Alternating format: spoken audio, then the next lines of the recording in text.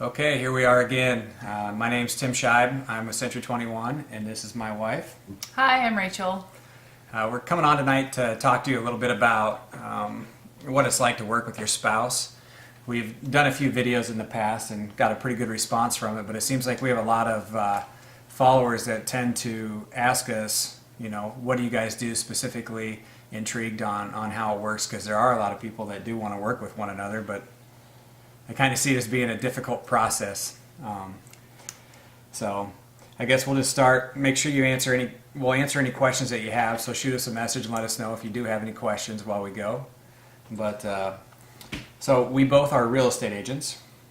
Rachel, why don't you tell them a little bit about your background and how you got into it? Well, I have a master's degree in exercise physiology, which I use kind of part-time on the side. I like to do some freelance writing for the Register and do some wellness coaching stuff on the side. But I worked in wellness for 6, 7, 8 years out of grad school, and then married this guy who's in real estate. So decided to join him in the business. And so we've been working together for almost 3 years now. Feels like longer some days, feels Yes. shorter some days. So Absolutely. It just depends on what we're going through that day or that Yep. week. And so one of the things that really helps the two of us out by working together and being married is we have completely different personalities. So I'm more of the attack it, go after it, get it done. Rachel's more of the systems person. So for us, it really seems like it works out well.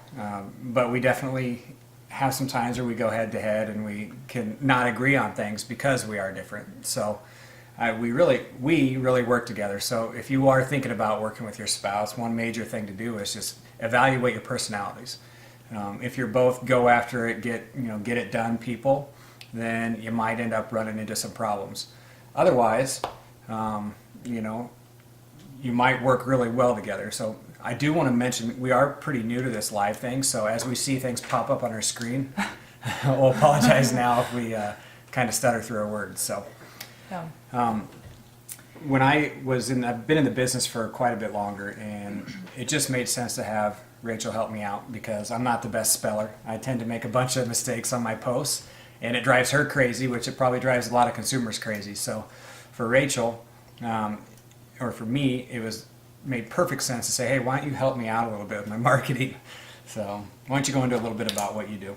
So I just would kind of spell check all of his Facebook posts and do help him write his remarks for listings and that kind of thing. And really, that's kind of one of the big things I still kind of do for you, since he struggles with his spelling. We all do sometimes. It's okay. So when you boost a post, you can't edit it. And I'm a doer. I'm a go. So I'll put a post out there. I'll hit send. It'll be 5 minutes later. Rachel will be like, you spelled there wrong. Oh my gosh. So I'll have to delete the post because once you boost it, you can't do anything about it. So if you ever see something you like and then you see the same thing posted again, it's just not, your like isn't there anymore. It's because I probably screwed something up and she corrected me. Yeah. So that's kind of one thing that I like to do, and creativity and marketing stuff like that. I love doing, the videos that we've done. A lot of them have been my idea. So if you hate them, that's my fault. I did something wrong. And if you love them, it's her fault. Yeah. So So another thing that works well for us, I'm more of the direct. I typically say it exactly like it is. I don't tend to sugarcoat things, and that it's not always received well with everybody. So for the two of us, we kind of know who needs to talk to who in certain situations. So there's times where Rachel will be like, hey, I'm having a tough situation. They just need to know. Can you call them? Absolutely. And then there's times where we know, hey, maybe Rach should step in and start becoming the middle person instead of me because I might offend somebody or be just a little too brass. yeah, so we are a good team on that front, because when he needs someone to step in and kind of just take things slow and be calm, that's me. But if I need someone to go get, just say something that needs to be said that I'm too chicken to say, or then he kind of handles that. So we do work very well together on that front. Now, getting to spend time with one another, what do you think? Is it false or true? Is it quality I time? think real estate's a little different. If you have another career where you're working together, it might be different, but real estate's a 24/7 career. So on the weekends, it could be 10 o'clock at night and we're still working. If I have to show homes, I got to make sure that he's going to be home to watch our kids and vice versa. So it's not something where we both can be showing homes every night. We have to communicate with each other, and every spouse should communicate, but this is kind of a different level. You have to communicate beyond a normal husband and wife. Yeah.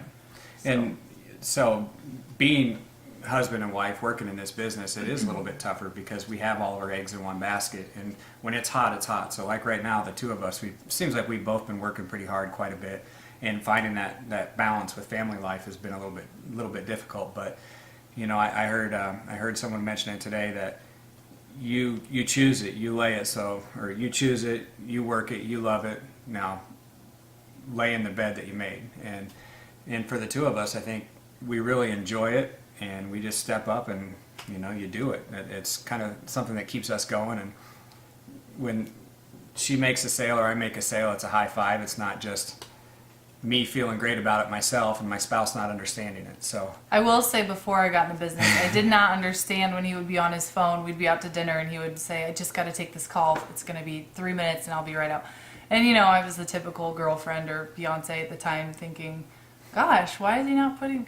Now I totally get it, and I understand that if something's pressing and my clients need me, 3 minutes is not a big deal when it comes to something like buying a house. And then I'm the typical boyfriend with a partner that's a real estate agent, and when she's on the phone and I'm holding the baby and the baby's crying or baby's not doing what I know she can make the baby do, then here I go getting all worked up about it and like, come on, get off the phone. So I guess it doesn't matter who you are. It's tough. It's tough to manage being a spouse of a real estate agent. I think a lot of agents out there know that, and their spouse. But working together in the business, it helps us understand it a little bit more, and I guess we have a little bit more fun with it.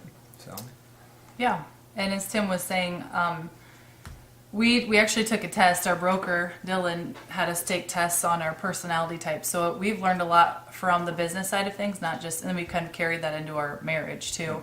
Just, it really helped us realize how different we are, but then how that also complements one another. So like Tim mentioned, I like the systems. So if he has an idea, my immediate thought is, how are we going to make this work to where it's going to last for a long time?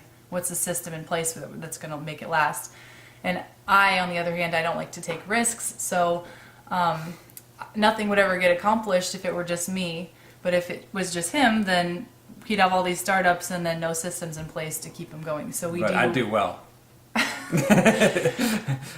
I'll win. That's all. Okay, well. No, but that's the difference between our relationships, or a difference between our personalities. I am that person that's like, I'm going to go get it. I'm going to get it done. And she's like, let's make sense with this. Yes. I think a lot of wives may feel like I do, where your husband has a harebrained idea and you think, let's talk about this, let's weigh the pros and cons, and then we'll make an educated decision before we just jump into anything. So, but I also wouldn't, half the crazy ideas I have would never get it even started because I'd be like, nope, too crazy, don't want to jump out on that ledge. So yeah, so for example, this Facebook Live thing, that's definitely something that we just did. And tonight we're like, our two daughters who are behind this camera, you should have come up with something. You should have planned it. And I'm like, nah, that's the whole point. We just got to do it. So we got a question. How do you know which area is most valuable price on future and tax abatement? That's a real estate question, and I'm going to answer do my best here. So areas in valuable price. So if there's a tax abatement, and this is my opinion, but if there's a tax abatement, that means that the city's trying to draw people to the area. And if they're trying to draw them to the area, that means that the values aren't quite there because something's got to entice people to come. So I always tell my clients that don't focus so much on the tax abatement, because in places that don't have tax abatements, like Waukee and Ankeny and some of the other suburbs that don't have them, their values are increasing a little bit better than the areas that do have tax abatements. I actually knew a developer that decided not to go into an area that had tax abatement. And you'd think that's crazy, but ultimately they're worried about the future values of the homes and the rest of the project when you get further along. So you can't continue to grow. You do one plat here, and then the next plat typically has a little higher pricing because as you go, prices go up. But in Bondurant, they're worried about that in their future plats. So our 6-month-old decided to start crying, so I'm just waiting for her to stop crying right now. Sorry if I seem distracted.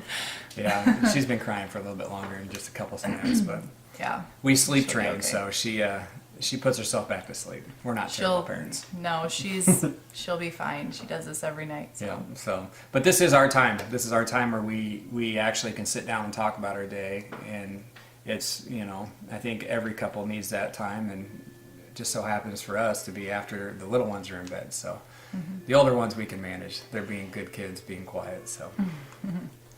Yeah. Anyway, well, if anybody has any questions in the future, you can keep tuning in.